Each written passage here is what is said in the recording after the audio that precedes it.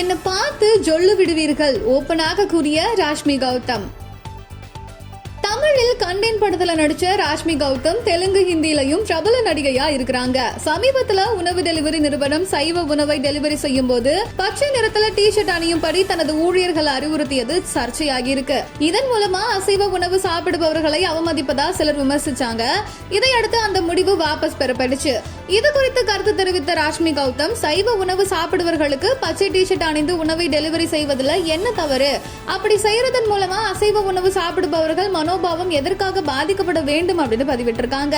இதையடுத்து ராஷ்மி கௌதம் சமூக வலைதளத்துல தன்னை பிரபலப்படுத்தி விளம்பரம் தேடிக்கொள்ள இப்படி கருத்து தெரிவிச்சிருக்கிறதா ரசிகர்கள் பலருமே கண்டிச்சிருக்காங்க.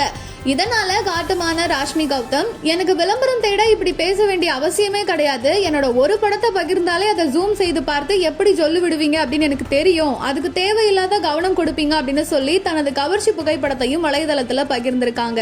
இது ரொம்பவே பரபரப்பாகி இருக்கு. மேலும் இந்த மாதிரியான செய்திகளை உடனுக்குடன் தெரிந்து கொள்ள சிகப்பு நாடா யூடியூப் சேனலை சப்ஸ்கிரைப் பண்ணிக்கோங்க.